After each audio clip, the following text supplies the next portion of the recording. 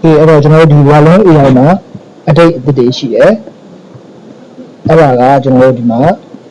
AI Tuesday မှာကျွန်တော်တို့ဝါလုံး AI Store ဆိုတာရှိရပေါ့နော်ဝါလုံး AI Store က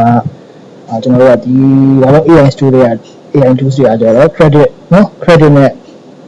ဝယ်ပြီးတော့တောင်းရတဲ့ Tuesday ဖြစ်မယ်ပေါ့နော်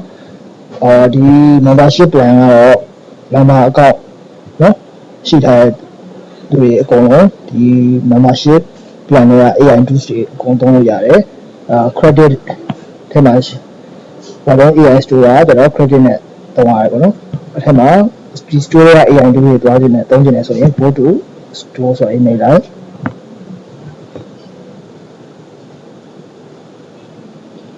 အဲ့မှာကျွန်တော်တို့ပထမဆုံးဒီဘာလို့ AI Store ထဲမှာ Cloud Tuesday က Infinity Mardi Dot ဆိုတဲ့နော် AI Tool လေးဖြစ်တယ်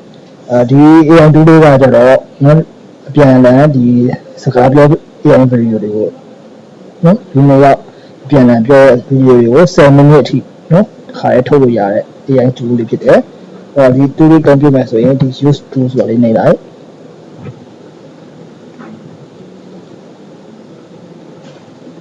โอเคအဲ့တော့ဒီ tool ရရတော့မှဆိုရင်ခုနက credit ပေါ့နော် credit ဘယ်လောက်ရှိလဲရှိရဲ့ credit အရေးအတွက်တိုင်းတောင်းလို့ရတယ်သူက video တစ်ခုကိုကျွန်တော်ထုတ်တယ်ဆိုရင်30 credit ကုန်မှာပေါ့နော်30 credit ကုန်မယ်အဲ့တော့ဒီမှာကျွန်တော်တို့အသုံးပြုနေရဒီမှာသူကပုံပေါ့နော် image အလုပ်မှာနော်ပုံထည့်ပေးရမယ်နော် image အလုပ်မှာပုံထည့်ပေးလိုက်တယ်ထည့်ပြီးတော့ဒီမှာအောက်မှာ lab audio အလုပ်ဆိုတာမှာကဒီပုံထဲမှာ character 2ယောက်ရှိရဆိုရင်ဒီဘယ်ဘက်ကပေါ့နော်ဘယ်ဘက်က character ရဲ့အသံ file ထည့်ပေးရမှာဒီအသံဘယ်ဘက်က file ရဲ့အသံ file ကိုအလုပ်လုပ်လိုက်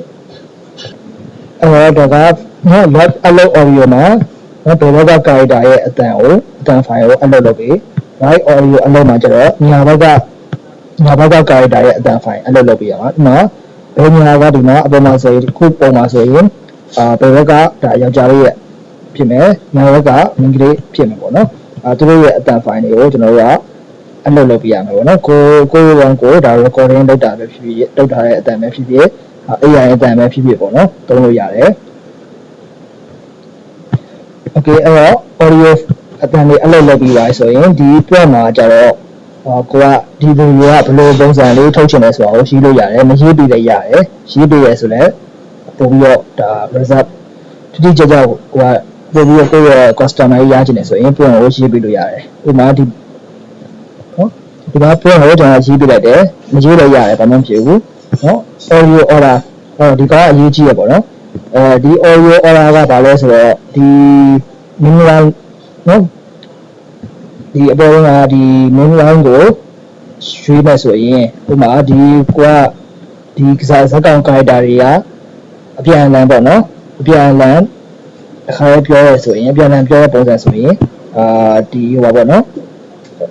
ဒီအခါရဒါပြန်အလှန်ပြောတဲ့ပုံစံဆိုရင်ဒီ minimum ကိုရွေးလို့ရတယ်ဒါမှမဟုတ်ရင်left to first တို့ပါလို့ရွေးလို့ရတယ်ဒီဘယ်ဘက်ကအရင်ပြီးကြမှာညာဘက်ဒါမှမဟုတ်ညာဘက်ကအရင်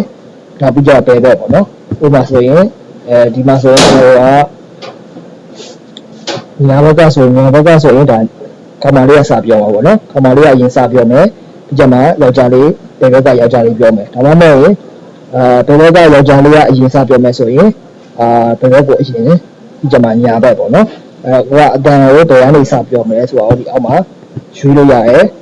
နော် audio order ပေးလို့ရတယ်ပေါ့နော်အခုကျွန်တော်တို့ကနော်ညာဘက်ကနေပြီးတော့ကမာလေးကစပြောတယ်ပေါ့နော်ကမာလေးကအစပြောမယ်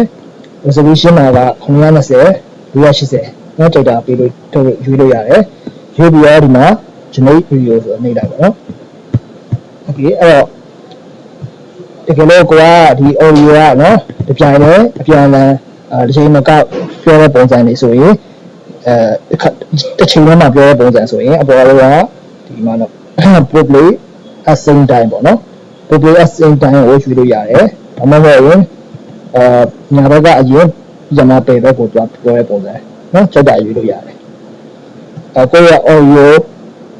တကယ်ပြောရတဲ့ dialogue ပေါ်မှာတည်ပြီးတော့ဒီ audio order ကိုစီးပြရမှာပေါ့နော် okay အဲ့ဒါလေးစီးပြီးပါဆိုရင်ဒီမှာ generate video ဆိုတာနှိပ်လိုက်နော်နောက် request ဖြစ်သွားလိမ့်မယ်ခဏဆောင်ပေးရမယ်ဒီကကိုယ့်ရဲ့ audio ကအချိန် length ဘယ်လောက်ရှိလဲပေါ့နော် audio ကကြာရင်request ကခဏတော့ကြာပါတော့ okay video ပြီးသွားပြီဆိုရင်ဒီမှာ complete နော် complete ဆိုပြီးတော့နောက် view result ဆိုပြီးတော့ဒီလိုအစိမ်းရောင်လေးပေါ်လာနိုင်မယ်နော်အဲ့ဒါလေးကိုချက်နှိပ်လိုက်ရင်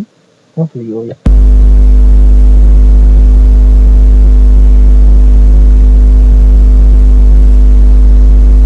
ီဘက်မှာဖျားကြီးအများကြီးရှိတယ်နော်အနန္ဒာဖျားရွှေစည်းကုံဖျားအိပ်ဘက်သွားကြည့်ရအောင်